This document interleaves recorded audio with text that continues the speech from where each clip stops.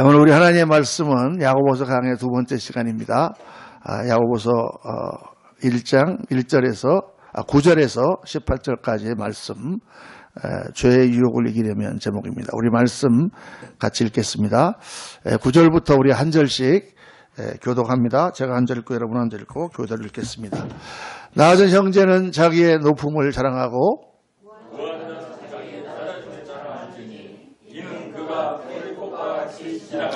해가 돋고 뜨거운 바람이 불어 풀을 말리면 꽃이 떨어져 그 모양의 아름다움이 없어지나니 부한 자도 그 행하는 일에 이와 같이 쇠잔하리라.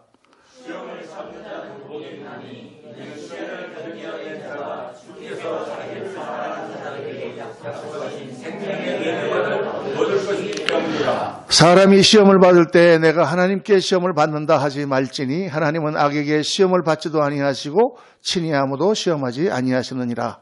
오직 각 사람이 시험을 받는 것은 자기 욕심에 끌려 유혹되니 욕심이 잉태한즉 죄를 낳고 죄가 장성한즉 사망을 낳느니라. 온갖 좋은 은사와 온전한 선물이 다 위로부터 빛들의 아버지께로부터 내려오나니 그는 변함도 없으시고 회전하는 그림자도 없으시니라. 자기의 뜻을 따라 진리의 말씀으로 우리를 낳으셨느니라. 아멘, 아멘, 아멘, 아멘. 죄의 유혹을 이기려면 오늘 말씀 제목입니다. 칭찬은 고래도 춤추게 한다. 그런 책이 옛날에 있었습니다. 여러분도 혹시 보신 분이 계신지 몰라요. 이 책은 실제로 플로리다 그 시월드라는 곳에서 그 고래를 훈련하는 그런 사람들의 이야기를 중심으로 쓴 책입니다. 고래 반응, well done response라고 하는 그 훈련법을 통해서 어떻게 고래를 훈련하는가. 그 고래 훈련하는 법을 우리가 잘 보면 인간관계를 우리가 어떻게 잘하는가를 우리가 알 수 있다. 이제 그런 내용의 책입니다. 여러분도 다 그 고래, 돌고래가 이렇게 하는 쇼를 보셨겠지만은, 그 돌고래가 이렇게 한번 점프를 촥 해서 이렇게 둥그런 그런 링을 탁 지나가면, 그냥 사람들이 박수를 치고, 얼른 그 훈련사가 꽁치를 이렇게 계속 매기는 것을 보셨을 거예요. 이만큼 꽁치를 주고 있다가 한 번 잘하면은 잘했다고 써놓고 계속 꽁치를 주는 거예요. 그래서, 실수를 해도 그걸 나무라기보다는 빨리 그거를 다른 데로 신경을 써서 잊어버리게 하고, 그리고 잘하는 것은 계속 칭찬하고 상을 줌으로 말미암아 고래가 계속해서 자신감을 가지고 잘할 수 있게 한다. 이게 이제 고래의 훈련법입니다. 그래서 이거를 적용해서 모든 사람들에게 칭찬을 많이 해줘라. 그런 사람들이 너를 좋아하게 되고 그렇게 된다. 이게 사실 오늘 이 시대의 그런 풍조입니다. 또 그 미국의 교육 방법 자체가 전 세계적으로 지금 퍼져 있는 것이 positive reinforcement라고 해서 긍정적인 그러한 자꾸 칭찬, 긍정적인 격려, 그런 것들이 그 사람을 더 잘하는 걸 잘하게 한다. 이런 지금 사실 그런 교육 풍조가 다 퍼져 있죠. 그렇습니다. 그래서 사실 그렇게 해야 되는데 그러나 실제로 세상에 나가 살아보면 별로 그렇지 않아요. 사람들이 그렇게 긍정적으로 사람들을 대하지 않습니다. 내가 어떤 일을 회사에서 잘하면 잘할 때는 가만 내버려둬 잘하니까. 그다음 뭐 하나 못하면 그냥 왜 이렇게 못했냐 그러고 야단치고 막 그러지. 잘할 때마다 수고했어요 잘했어요 막 그러는 상사 별로 없죠. 사실 이런 교육이 굉장히 필요합니다. 그리고 또 지금 이 세대가 우리가 어렸을 때만 하더라도 그냥 맨날 두들겨 맞고 그냥 이렇게 자랐지만은 요즘 아이들은 거의 그런 체벌도 잘 당하지 않고 늘 집에서 잘한다 이렇게 했기 때문에 요즘의 사람들은 이렇게 칭찬을 해줘야지 잘못했다고 그러면 굉장히 마음에 상처받습니다. 그래서 교회에서도 이게 목사님이 목회할 때 뭐 전부 다 잘했다. 오늘 같이 이렇게 찬송을 해도 잘했다. 잘했어요. 정말 잘했어요. 잘못했는데 잘했다 칭찬하는 게 아니고 진짜 잘했는데 잘했다. 그래야 더 잘한다 그 말이지. 근데 뭐 오늘 말이지 보니까 이게 조금 박자가 틀렸습니다. 이렇게 왜 소리를 그렇게 좀 이렇게 막 하면은 그다음에는 이게 삐져가지고 시험에 들고 그렇죠. 그래서 참 그렇습니다. 제가 이렇게 목회를 하면서 성도를 항담을 해도 잘못된 걸 지적하면 좋아하는 성도를 제가 본 적이 없습니다. 이거 틀렸습니다. 이거 좀 고치세요. 그러면은 얼굴이 이렇게 됩니다. 그래도 잘했습니다. 하여간 잘하세요. 이래야 됩니다. 그렇게 사실 해야 되고, 저도 그렇게 칭찬을 받으면 좋아요. 저도 설교 끝나고 가면서 집사람이, 여보, 오늘 설교 너무 잘했어. 이런 소리를 거의 제가 들어본 적이 없지만, 그래도 한번 들으면은 막 그날은 날아갈 것 같습니다. 그런데, 성경 말씀을 자세히 보면, 하나님이 우리를 가르치는 교육 방법은 그렇지 않으신 것 같아요. 성경에는 우리가 잘했다, 이렇게 얘기하는 말씀 별로 없습니다. 간혹 한 번씩 나오고, 대부분 우리의 잘못을 고치라는 말씀이 많이 나와요. 회개해라, 고쳐라, 돌이키라. 거기 성경 말씀 보십시오. 우리의 잘못을 지적하고 그 잘못을 하나님 앞에 고하고 그럼으로부터 우리가 변화를 받는 거기에 내용이 포커스가 가 있잖아요. 왜 그러냐 제가 가만히 생각해 보니까 하나님은 무한대 사랑이신 하나님이시기 때문에 그런 것 같아요. 정말 하나님은 우리가 정말 하나님 말씀을 듣고 변해서 주님 앞에 돌아오기를 원하시고 사실 그렇게 우리를 변화시켜야만 우리가 강하고 모든 일에 승리하는 성도가 될 수가 있습니다. 우리 자신이 변하지 않냐고 그냥 스스로에게 만족하고 내 신앙의 삶에서 그냥 머물러 있는다고 하면 사실 계속 우리 앞에 닥쳐오는 시험과 혼란과 어려움을 이길 수가 없어요. 그래서 오늘 이 시험에 대하여 계속 야고보서는 우리 믿음의 실천에 관한 책이라고 그렇게 말씀드렸죠.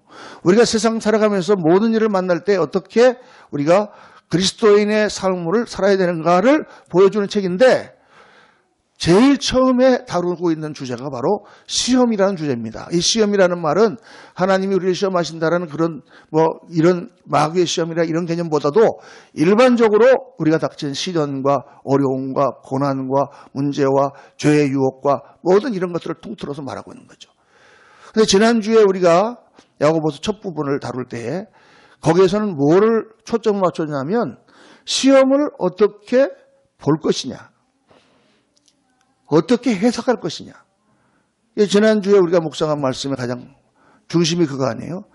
형제들아 너희가 시험을 만나거든 온전히 기쁘게 여기라. 시험이 왔는데 어떻게 기뻐요? 어려움이 왔는데 시련이 닥쳤는데 고통이 오는데 어떻게 기뻐요? 기쁠 수가 없지. 그러나 믿는 자들에게 너희가 믿음을 갖고 있지 않느냐? 주님께서 가시는 무슨 손길을 바라보고 있지 않느냐? 그 모든 시련을 통하여 너희가 연단을 받고 너희가 인내함으로 너희가 정말 변화가 되고 더 좋은 결과를 그렇게 되지 않겠느냐? 그러니 그거를 기쁘게 보고 긍정적으로 보고 이겨나가라. 지난번에 말씀의 포커스는 바로 거기 있었죠. 그러니까 지난번에 시험 그 자체를 우리가 어떻게 볼 것인가에 초점이 있었다고 하면 오늘 말씀은 그 시험 그 자체보다도 나 자신에게 초점을 맞춰보라는 거예요. 시험을 이기는 것은 그 시험을 어떻게 우리가 극복하느냐도 중요하지만 내가 변화됨으로 그 시험을 이기고 승리할 수 있게 된다고 주님 말씀하는 것입니다. 내가 변해야 그 문제를 이길 수가 있다. 사람들은 대개 어떤 문제라든가 어려움을 만나면 또 내가 유혹에 빠져가고 죄 가운데 빠지면 또 내가 무슨 실수해서 넘어지면 첫 번째 반응이 다른 사람들을 원망하거나 환경을 원망해요. 불평합니다. 무슨 예를 들어서 축구 시합을 했는데 축구 시합에서 졌다. 그러면 이 모든 것은 다 감독인 저의 책임입니다. 다 나에게 책임 있고 선수들은 책임 없다. 이렇게 말하는 감독은 제가 별로 못 봤어요. 다 축구협회가 무슨 선수를 뽑는데 잘못 뽑았게 등등 다 이렇게 핑계를 대잖아요. 그렇죠? 사람들이 다 그렇습니다. 자기 자신을 돌아보기보다는 다 문제를. 그래서 오늘 말씀에 보면은 하나님이 너희를 시험한다고 생각하지 마라. 하나님 핑계대지 마라. 믿는 사람들은 조금 어려움을 당하면 처음 튀어나오는 말이 뭐예요? 하나님이 왜 나한테 이렇게 어려움을 주시나? 하나님이 어려움을 주신 게 아니다 그 말이에요. 당신이 그 어려움을 자초했다. 아프죠? 맞는 말이긴 한데 이렇게 말 들으면 목사님 오늘 설교가 너무 세신 것 같은데 진짜 아픕니다. 그러나 믿음을 하는 생활을 하는 사람이 가만히 하나님 앞에 들다 보면 정말 사실은 문제가 나한테 있는 거예요. 그 나를 바꿔야 되는 거예요. 그 나를 고칠 때 자기도 알지 못하는 사이에 환경이 해결되고 사람이 변하고 문제가 해결됩니다. 저는 목회를 하고 또 신앙생활을 자체를 하면서 얼마나 이걸 많이 봤는지 몰라요. 앞에 계속해서 닥치는 어려움과 문제들과 도전들이 있잖아요. 또 넘어지고 쓰러지고 여러 가지 일들이 있는데 다 보면 결국 문제는 어디에 있느냐? 나에게 있는 거예요. 목사인 나에게 문제가 있는 거예요. 사람을 원망할 게 아니고 환경을 원망할 게 아니고 무슨 조건을 원망할 게 아니고 사실은 나에게 있는 거예요. 왜? 하나님이 나와 함께 하시고 하나님은 나를 사랑하여 쓰신다고 하면 하나님이 역사하실 것 아닙니까? 지난주에 우리가 묵상할 때 욥기를 묵상했잖아요. 욥기 23장 10절 말씀에 나의 가는 길을 오직 그가 하시나니 그가 나를 단련하시는 내가 정금같이 나오리라. 여러분 지금 욥이 당하고 있는 문제가 욥에게 있습니까? 욥이 얼마나 의로운 사람인데 하나님이 그러면 이 모든 문제를 주셨습니까? 아니잖아요. 마귀가 줬잖아요. 그런데 욥은 그 모든 문제와 자기가 당하는 고통과 그 시련을 어디서 무엇을 보고 해석하느냐? 하나님과 나와의 관계 가운데서 해석하는 거예요. 나의 가는 길을 오직 그가 아시나니 그가 나를 단련하시는 내가 정금같이 나오리라. 정말 하나님과 욥과의 관계가 새롭게 정립되니까 그때 모든 저주가 끝나고 하나님 축복이 다시 밀려오는 것입니다. 여러분 굉장히 깊은 이야기인데 우리 신앙생활에서 우리가 닥치는 모든 일들과 문제들과 어려움과 무슨 시험과 환난과 모든 일에 도전 모든 것 가운데 포커스를 하나님과 나와의 관계에 맞추시기를 예수님 이름으로 축원합니다. 거기에 해결책이 있는 거예요. 내가 변해야. 옛날에 제가 그 예화를 한번 드렸는데 들으신 분은 한번 더 들으시기 바랍니다. 옛날에 어떤 궁궐이 옛날 아주 옛날 호랭이 담비고 있던 시절에 어떤 궁이 있었고 나라가 있었는데 왕자가 임금님이 그 안에 살았는데 그 당시에 그 나라에는 신발이 없었다. 그렇죠? 신발이 없었다. 신발이 없었어요. 그래서 다 맨발로 다녔습니다. 신발이 없었으니까. 그런데 왕궁에는 카페트가 다 깔려 있었단 말이에요. 그러니까 푹신푹신하니까 어디를 가도 맨발로 다녀도 상관이 없었어요. 근데 어느 날 왕자가 갑자기 세상을 구경하고 싶었어요. 담 너머로. 야, 오늘은 내가 오늘 바깥에 나가서 바깥을 한번 구경하고 보고 싶다. 그러니까 막 신하들이 절대 안 됩니다. 바깥은 너무나 험하고 더럽습니다. 아, 그래도 나가야 되겠다. 막 왕자가 그러니까 어쩔 수 없이 바깥으로 나갔는데 바깥에 나가니까 거기는 카페트가 안 깔려 있잖아요. 다 돌멩이가 막 있는 그런 길이잖아요. 그러니까 몇 걸음도 못 가서 발이 아파서 걸을 수가 없는 거예요. 야, 이거 정말 못 걷겠다. 이게 너무 세상은 험하구나. 그러고는 다시 돌아와서 생각을 해보니까 마음이 너무 아픈 거예요. 아니 우리 왕궁에서 우리는 이렇게 카페트를 다 깔고 있는데 이 백성들은 저 돌짝밭처럼 길에서 맨발로 다니고 있구나. 그래갖고 이 왕자가 명령을 내렸어요. 전국의 모든 도로에 카페트를 깔아라. 그 나라가 난리가 났습니다. 이게 무슨 말씀입니까? 깔아라. 왕의 명령이니까 어떻게 해요? 전국에다 카페트를 깔으려니까 이게 지금 카페트를 어디서 수입을 해야 되며, 옛날 얘기예요, 여러분. 너무 심각하게 듣지 마세요. 또 고민하고 카페트를 어디서 수입을 해야 될지 이렇게 생각하지 마요. 그랬는데 3일 만에 3일째, 4일째 되니까 어떤 소년이 찾아오죠. 항상 옛날 얘기 보면 소년이 찾아와가지고 왕자님, 카페트 문제를 해결할 비결이 있습니다. 그래서 왕자에게 데리고 가죠. 그랬더니 뭐라고 그럽니까? 왕자님, 전국의 도로에 카페트를 깔 필요가 없습니다. 그거 어떡하냐? 왕자님 발에다 카페트를 붙이고 다니면 됩니다. 왕자가 생각해, 그렇구나. 전국의 도로에다 카페트를 깔 필요가 없어. 내 발에다 카페트를 붙이고 다니면 내가 밟는 곳은 다 카페트잖아요. 그래서 신발이 생겼다는 얘기입니다. 할렐루야. 믿거나 말거나. 여러분, 우리가 세상에다가 카페트를 깔으려고 그런다가 말이에요. 그 사람에게 카페트를 깔으려고 그런다. 그 문제에 카페트를 깔으려고 그러는데 깔아집니까? 안 깔아지죠. 세상에 카페트를 깔 수가 없어요. 믿는 사람들은 어디에 카페트를 깔아야 되느냐? 내 마음의 카페트를 깔아야 돼. 내 마음의 주단을 깔고 유행가가 아니라 정말 내 마음의 카페트를 깔아야 돼. 예?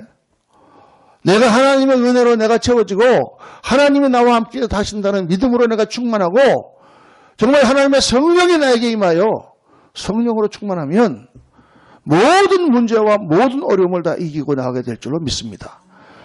오늘 말씀이 바로 그걸 말씀하는 거예요.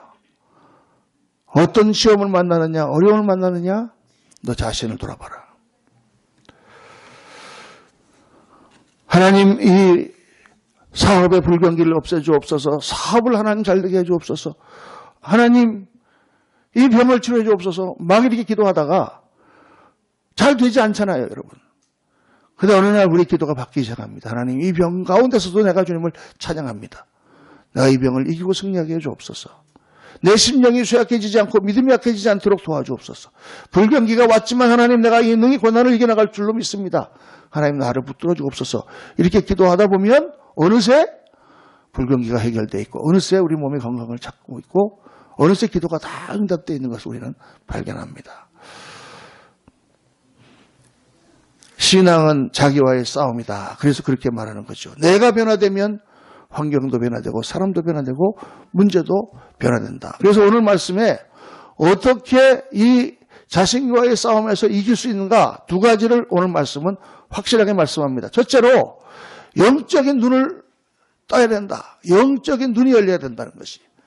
영의 눈이 열려야만 우리가 실상을 볼 수 있고 그래야만 우리가 모든 것들을 이길 수가 있다. 자, 오늘 처음에 나오는 말씀이 뭡니까? 한번 다 같이 읽어보겠습니다. 낮은 형제는 자기의 높음을 자랑하고 부한 자는 자기의 낮아짐을 자랑할지니 이는 그가 풀의 꽃과 같이 지나감이라.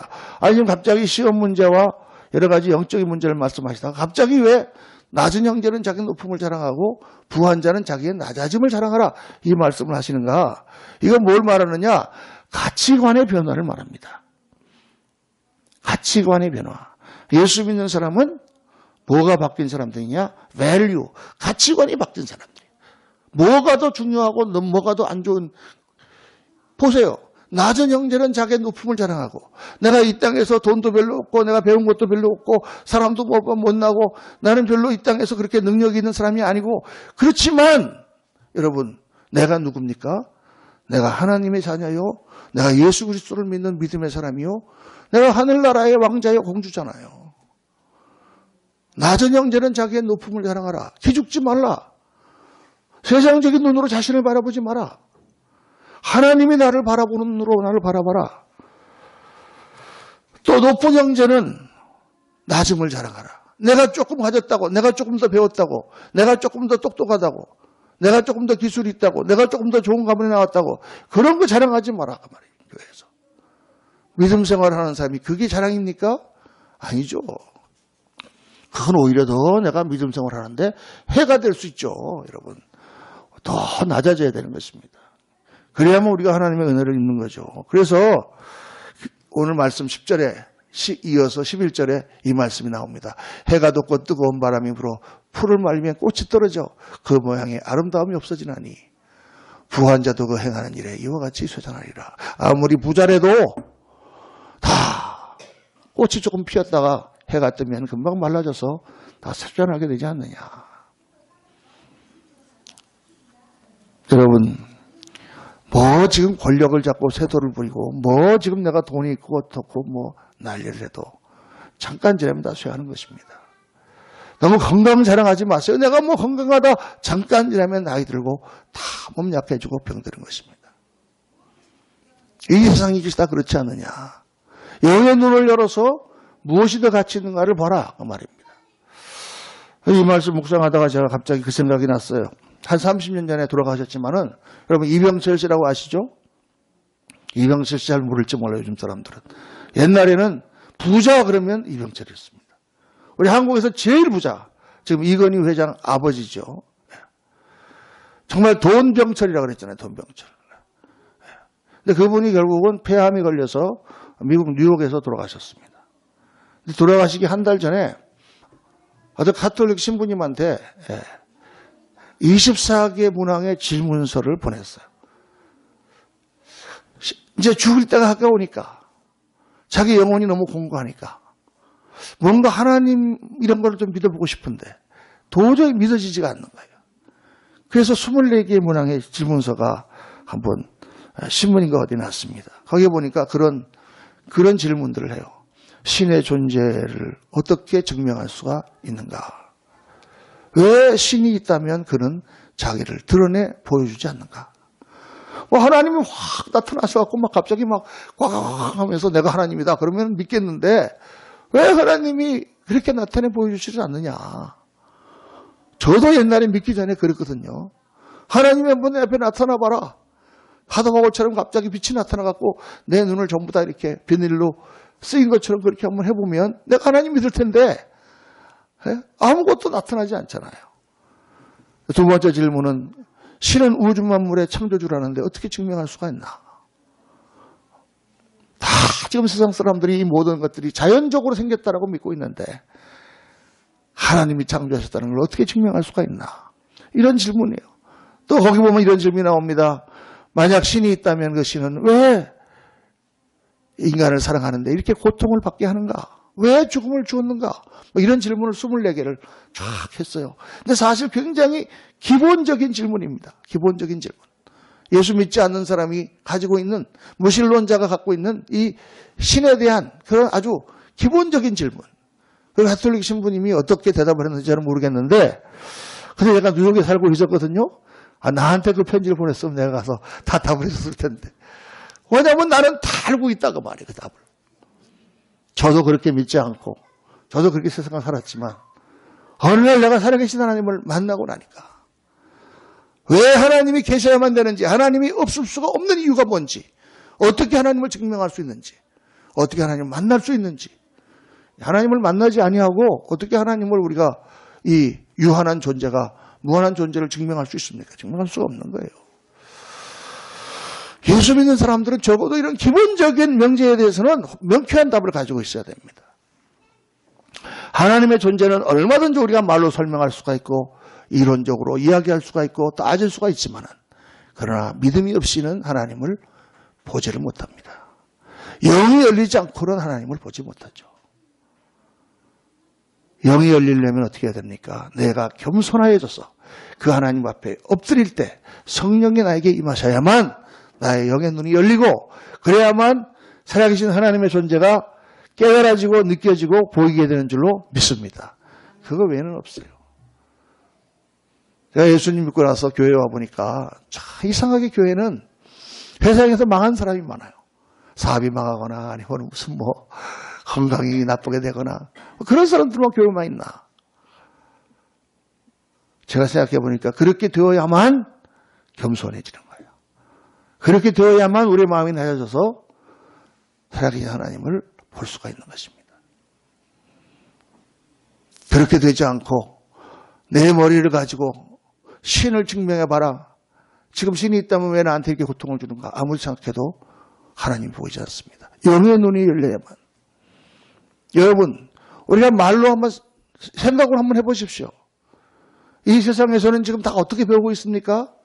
다 아무것도 없는 무라고 하는 곳에서 그곳에 어느 날 폭발이 일어나서 원자가 생기고 그 에너지를 가진 원자들이 막 서로 이렇게 붙어서 막 하다 보니까 무한대 같은 그런 수십억 년의 시간을 갖다가 거치다 보니까 거기서 이렇게 물질이 생기고 거기서 또 뭉치다 보니까 아미노산이 생기고 아미노산이 또 뭉치다 보니까 또 세포가 생기고 또 세포가 뭉치다 보니까 거기서 생물이 생기고 그래갖고 막 우리 사람이 생기고 막 그 사람이 막 사랑하고 막 여러분이 말이 되지가 않는 거죠.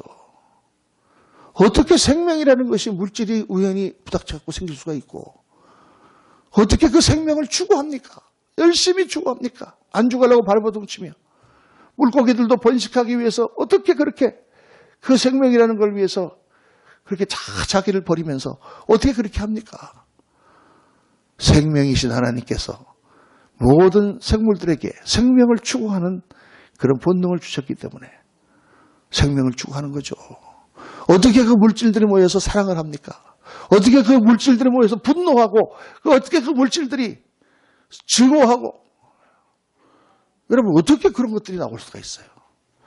이 사실 이 지금 진화론이라든가 사람들이 생각하는 거는요, 완전 엉터리예요, 엉터리. 말이 되지가 않는 거예요. 그런데 신기하게 지금 모든 사람들이 그걸 믿고 있습니다. 창조론을 교과서에서 빼려고 그렇게 애를 쓰고. 그 무신론의 결론이 뭐예요? 아무 의미가 없는 거예요. 내가 물질인데 뭐. 여러분 다 물질이잖아요. 산소와 수소가 이렇게 뭉쳐서 됐네. 우리 애도 물질이네. 우연히 태어났네. 우연과 물질이라는 두 개념. 그게 진화론의 전부죠. 인생의 의미가 뭐며, 목적이 뭐며, 왜 살아야 되며, 도덕이 뭐며, 사랑이 뭐며, everything is meaningless. 의미가 하나도 없는 거예요. 전부 다. 그걸 지금 다 종교처럼 신봉을 하면서 엉터리로 살고 싶다, 자유로 살고 싶다, 망가지고 싶다. 사람들이 아우성을 치고 있는 것입니다, 여러분. 시대를 똑바로 봐야 됩니다. 예수 믿는 사람의 삶이 세상 사람들처럼 막 즐기고 술 마시고 나가 놀고 주일날도 어디 놀러 가고 못 그러는 것 같아서 답답한 것 같습니까? 아니에요. 바르고 깨끗하고 좋은 것이 약간의 구속이 있는 것처럼 보이지만 우리를 더 행복하게 합니다. 조금 힘들지만 집안을 깨끗하게 치워놓고 정리하고 딱 그런 데서 깨끗한 침대에서 딱 자는 것은 우리를 정말 행복하게 합니다. 막 널어놓고 아무데나 해놓고 막 더러운데도 그냥 빨기 싫어 그냥 침 질질 흘리며 자는 게 자유로운 것 같지만 그거는 우리를 행복하게 하지 못하는 거죠. 하나님께서 우리가 인간이 무엇이며 하나님의 형상을 닮은 존재며 무엇을 추구해야 되며 어떻게 사는 것이 정말 참 인간이며 어떻게 사는 것이 하나님 나라를 이루는 길이라는 것을 보여주셨는데도 사람들은 하나님을 버리고 자유를 찾아서 멸망의 길로 빠지고 있잖아요, 여러분. 하나님 나라를 영의 눈을 열려야 하나님 볼 수 있습니다. 뿐만 아니라 영의 눈이 열려야 우리가 왜 믿음 생활을 해야 되는가를 깨달을 수가 있습니다. 영의 눈이 열려야 세상적인 유혹에 넘어가지 않습니다. 주님을 섬기는 일이 쉽습니까? 쉽지 않습니다. 저도 여기 미국에 35년 살다가 한국에 와서 개척, 이게 쉽지 않습니다, 여러분. 내가 젊었을 때 했던 걸 다시 지금 해야 돼. 나이가 들어서. 그러나 정말 주님 앞에 열심히 더 그 일을 하는 것은 뭐예요? 상주심을 바라봅니다. 하나님이 나에게 주신 사명이 있고 우리가 해야 될 일이 있잖아요. 상주심을 바라봅니다. 여러분 제가 한번 말씀드렸지만 우리나라에 처음 왔던 장로교 선교사 언더우드가 어떤 사람입니까? 뉴 브룬스윅 디알라지컬 세미나리에 대해서 거의 수석을 하다가 졸업한 그런 천재적인 그러한 사람으로 수많은 곳에서 그 사람을 청빙하여 목사로 설교 목사로 그렇게 했는데도 불구하고 그 사람이 이 먼 조선 땅 지도에도 나와 있지 않는 땅으로 소명을 받아왔죠. 근데 그 사람 집안이 언더우드 타이프라이터라고 그 당시에 재벌이에요. 뉴욕에서. 그 당시에 타이프라이터 공장 타이프라이터를 만드는 지금 같으면 삼성전자에서 그 셀폰을 만드는 것 같은 그런 회사의 아들입니다. 언더우드가. 그 아들이 지금 뭐가 지금 뉴욕에서 부족하다고 이 조선 땅에 와서 갓 쓰고 그 더러운 곳에서 같이 김치 먹고 된장 청국장 먹으면서 복음을 전하겠습니까? 왜? 상주심을 바라봅니다. 여러분 영의 눈이 열려서 하나님의 상급이 보이실 수 있기를 주의 이름으로 축원합니다. 히브리서에 나오는 말씀 믿음으로 모세는 장성하여 바로의 공주의 아들이라 칭함받기를 거절하고 도리어 하나님의 백성과 함께 고난받기를 잠시 죄악의 낙을 누리는 것보다 더 좋아하고 여러분 애굽의 왕자입니다. 그 당시에 가장 강한 나라 애굽의 왕자지만 그 죄악의 낙을 누리는 것보다 하나님 백성과 함께 고난받는 것을 더 좋아하고 그리스도를 오실 그리스도를 위하여 받는 수모를 애굽의 모든 보화보다 더 큰 재물로 여겼으니 왜 그렇게 했다고요? 이는 상주심을 바라봅니다. 상주심을 바라봅니다. 예수 믿는 사람이 상주심을 바라봐야 돼요. 목회자만 그런 것이 아니라 모든 성도가 그렇습니다. 오늘 우리 한국교회가 왜 이렇게 약해졌습니까? 상주심을 바라봐야죠. 그 가난하고 어려운 곳에서 텐트를 치고 아무도 없는 곳에 가가지고 정말 밤에 철야 기도하면서 가만히 위에서 하나님께 기도하고 그렇게 한 성도 한 성도 가난한 성도들을 전부 끌어모아서 교회를 세우고 그래서 정말 큰 교회, 아름다운 교회를 세운 그 주의 종들이 왜 지금 나이가 들어서 그렇게 물질을 탐하고 왜 그렇게 명예를 탐하고 어떻게 그렇게 됐습니까? 그 바라던 영광의 하늘의 생명의 멸류가 는다 어디로 갔어요 지금? 정말 잠시 앞으로 10년, 5년, 몇 년 있다가 죽을 텐데. 참 이 마귀가 영의 눈들을 다 그렇게 만들어놔서 지금 이 시대가 이런 것입니다. 여러분 오늘 말씀 12절에 딱 나옵니다. 다 같이 한번 읽어봅시다. 시험을 참는 자는 복이 있나니 이는 시련을 견디는 주께서 자기를 사랑하는 자들에게 약속하신 생명의 멸류관을 얻을 것이기 때문이라. 조금 어렵고 힘들어도 예수 믿는 것을 포기하지 말고 더 하나님 앞에 가까이 나가고 나 자신을 변화시켜서 하나님 앞에 굴복하고 하나님께 매달리면 주님께서 응답하실 줄로 믿습니다. 그 어려움의 과정을 통과하는 그 자체가 생명의 멸류관을 하나님께서 우리에게 주시는 과정이잖아요. 그거를 봐야 됩니다. 어떤 분은 제가 이렇게 설교하면 목사님 가보셨습니까? 상이 있는지 아닌지 어떻게 아세요? 저도 이렇게 물어볼지 몰라요. 그래요. 가봐야 알겠죠. 그러나 저는 이렇게 되묻고 싶습니다. 그럼 지금 당신처럼 그렇게 세상에서 사는 게 얼마나 좋습니까? 그래. 즐겁습니까? 얼마나 갈 것 같습니까? 잠깐 지나면 더 없어질 텐데. 여러분 세상에 좋은 것 같은 거 좋은 것 같아도요. 나중에 그것이 없어지면 그 상실감과 고통은 더 심합니다. 평상시 그냥 늘 아프고 어렸을 때부터 비실비실하는 사람이 나이가 들었는데도 그냥 몸이 아프다 그러면 뭐 그냥 그런 거예요. 그런데 나는 엄청 어흥했던 사람인데 나이가 들니까 갑자기 막 허리가 막 이렇게 돼가지고 그냥 그러면 너무 고통스럽고 너무 허무해요.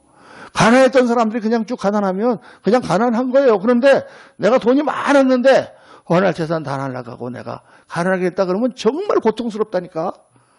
그렇죠? 있는 게 좋은 것 같아도요. 잠깐 있다가 없어지는 거기 때문에 더 괴로운 거예요. 어떻게 보면요. 인생이 다 그런 것입니다. 세상에서 예수님 안 믿고 뭐 자기 마음대로 살아서 뭐 그렇게 즐거울 것 같지. 그러나 곧 허무해지고 곧 쇠하고 곧 망하고 늙어서 죽는 것입니다. 사랑하는 성도님들, 헛된 세상의 영광에 속지 말고 영의 눈이 열려서 영혼을 바라보고 주님의 보상을 바라보며 오늘도 힘차게 신앙생활 하시길 주의 이름으로 축원합니다. 둘째로 한 가지 더, 선하신 하나님을 신뢰하라. 자, 13절 말씀 다 같이 한번 시작. 사람이 시험을 받을 때에 내가 하나님께 시험을 받는다 하지 말지니 하나님은 악에게 시험을 받지도 아니하시고 친히 아무도 시험하지 아니하셨느니라. 이 말의 포인트는 어디 있냐면 하나님은 절대로 악을 행하는 분이 아니다라는 거예요. 하나님은 죄를 만들어낸 분도 아니요, 하나님은 시험을 주시는 분도 아니다 이 말이에요. 시험은 어디서 왔습니까? 마귀로부터 왔죠. 거기에 빠진 인간의 죄성으로 인하여 왔습니다. 인간이 타락함으로 말미암아 가시와 은광기가 이 땅에 났어요. 모든 저주와 모든 나쁜 것들이 인간이 타락함으로 말미암아 생긴 거예요. 그럼 하나님이 그것을 없애주시면 될 거 아니냐? 그런데 하나님이 그것을 없애지 아니하시고 그것을 사용하여 우리를 변화시키시고 우리를 다시 빚으시고 우리를 연단하시고 우리에게 상 주시는 도구로 사용하시는 거예요. 여러분 분명히 우리 악에 대한 문제를 오늘 여러분 결론을 지으셔야 됩니다. 결론은 그거예요. 이 세상에 악이 존재합니다. 하나님 우리를 사랑하십니다. 그럼 뭐 우리를 사랑하시는데 빨리 고통을 없애주시지. 하나님이 안 없애주십니다. 그리고 그 악과 모든 그런 시험의 연단의 도구들을 사용하셔서 우리들을 변화시키시고 우리들을 성숙하게 하시며 우리들을 연단하시고 그것을 우리가 이겨내고 승리할 때 우리에게 상을 주십니다. 여러분 그런 과정이 없으면 상 줄 일도 없어요. 상 줄 일이 어디 있습니까? 내가 저기 뛰어갔다 왔습니다. 그러면 무슨 뭘 주겠습니까? 마라톤을 갔다가 뛰어갔다가 1등으로 가니까 면류관이 있는 거지. 그럼요. 하나님이 그렇게 하시는 분이 아니다. 하나님은 온갖 좋은 것을 우리에게 주시는 것이다. 내가 악을 행하면서 마치 하나님이 이 모든 것을 다 이렇게 하셔서 어쩔 수 없이 하게 됐다는 식으로 합리화하지 마라. 그렇지 않다. 하나님 우리가 올바른 길로 가기를 원하신다. 내 형제들아 속지 말라. 16절 말씀, 14절 말씀에 내 사랑하는 형제들아 속지 말라. 온갖 좋은 은사와 온전한 선물이 다 위로부터 빛의 아버지로부터 내려오나니 그는 변함도 없으시고 회전하는 그림자도 없으시니라. 그림자도 없으시다. 그분은 좋은 것은 하나님으로부터 악한 것은 마귀로부터 오는 것입니다. 그러므로 우리가 악한 것에 달콤함에 빠지거나 아니면은 내가 어려움이 닥쳤다고 해서 그것을 하나님을 원망하지 말고 오히려 더 하나님께 찰싹 붙어라. 하나님 안에 여러분 모든 좋은 것이 있습니다. 우리가 정말 우리 자신을 하나님 앞에 굴복시키고 정말 하나님 앞에 회개하고 정말 우리가 죄로부터 자유하고 정말 살아계신 하나님을 추구하면 천국의 좋은 것, 하나님의 좋은 것이 다 우리에게 임하게 됩니다. 하나님 안에는 아름다운 인격이 있고 행복한 가정이 있고 기쁨의 삶이 있고 참된 가치와 보람이 있고 영원한 생명이 있고 세상이 줄 수 없는 평안이 있습니다. 주 안에서 명예가 있고 존귀함이 있습니다. 주 안에는 풍성함이 있고 진정한 사랑이 있습니다. 이 좋은 것들이 다 위로부터 하나님 주시는 것이죠. 할렐루야. 우리가 그 하나님 주시는 좋은 것을 향하여 나아가야 됩니다. 그런데 내가 이 아무리 좋은 것을 가지고 있더라도 내가 죄 가운데 빠지면 그 모든 것이 다 날아갑니다, 여러분.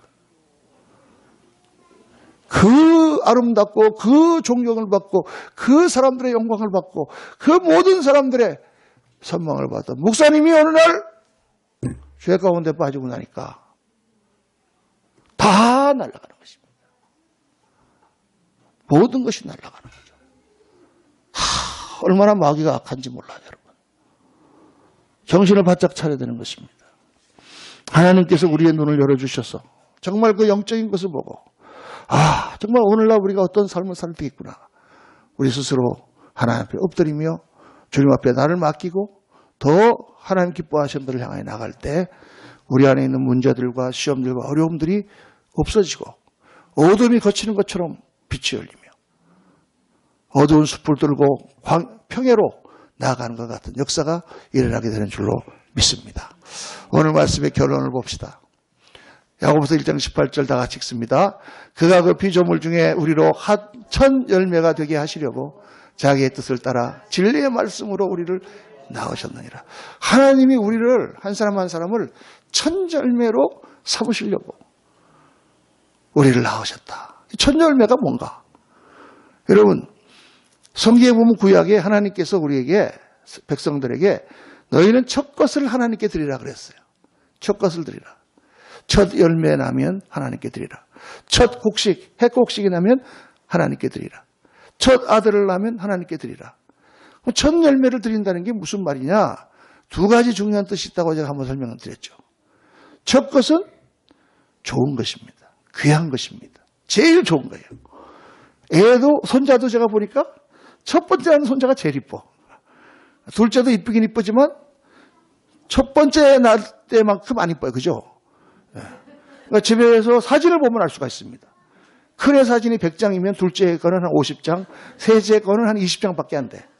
우리 셋째를 결혼시킬 때 정말 사진이 없어, 어렸을 때 사진이 없어요, 보니까요. 야, 여러분 너무 미안하더라고요. 셋째는 별 관심도 없어요. 첫 것이 제일 좋은 것입니다. 그게 품질이 좋아서 좋은 게 아니라 첫 것이기 때문에 좋은 거예요.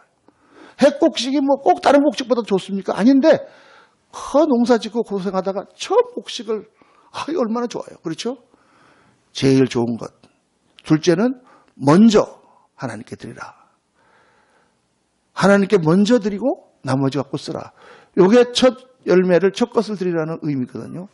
지금 하나님 말씀하시는 우리를 첫 열매로 만드셨다는 것도 똑같은 뜻입니다. 하나님이 누구를 먼저 생각하시느냐? 우리를 먼저 생각하신다는. 하나님이 우리를 제일 우선으로 생각하신다는 거예요. 하늘나라에서. 여러분, 우리가 지금 이렇게 보잘것없이 살고 있는 것 같아도 하나님의 관심은 바로 여러분 한 분 한 분에게 꽂혀 있는 줄로 믿으시기를 바랍니다. 그렇게 우리를 계속 바라보고 계세요. 내가 조금 가다 넘어지면 아이고 일어나야 될 텐데 아이고 저기서 왜 저러고 있나. 그렇게 하나님 우리를 첫 번째로 생각하고 계시며 동시에 우리를 제일 귀하고 제일 존귀한 자로 만들려고 지금 일하고 계신다. 이게 오늘 말씀의 결론입니다. 하나님이 우리를 향한 기대가 있습니다, 여러분. 우리를 첫 열매로 만들어서 하나님 보시기에 가장 아름다운 그러한 곡식으로 우리를 곡간에 넣으시려고 하는 것입니다. 어려움이 있습니까? 문제가 있습니까? 괴롭죠. 그러나 주를 바라보며 믿음으로 우리가 이겨나가다 보면 반드시 그 모든 일들이 해결되고 하나님의 역사가 정말 아름다운 평원처럼 펼쳐지는 때가 오게 될 줄로 믿습니다. 꼭 이기고 승리하셔서 주님께 영광을 돌려드리시는 저와 여러분 되시기를 예수님 이름으로 축원합니다. 기도하겠습니다. 할렐루야. 감사합니다. 아버지 하나님, 오늘 말씀을 통하여 저희들에게 나무라시면서도 힘을 주시고 그냥 잘했다 하지 아니하시고 고치라 하시며 그 가운데 저희가 헤쳐나갈 길을 비춰주시니 감사합니다. 우리 사랑하는 성도님들의 어려움이 있습니다. 교회적으로도 여러 가지 해야 될 많은 일들이 있습니다. 그러나 조금도 이런 것에 기죽지 아니하고 주님 주실 상급을 바라보며 하나님이 우리를 생각하시는 그 놀라운 기대를 저희들을 바라보며 정말 주님께서 아름답게 갖고 오시는 첫 열매가 되기 위해서 오늘도 기쁨으로 모든 일들을 감당하며 믿음으로 모든 것을 이겨나가는 귀한 주님의 종들이 되도록 하나님 은혜 베푸시고 축복하여 주옵소서. 우리 구주 예수 그리스도 이름으로 기도하옵나이다. 아멘, 아멘.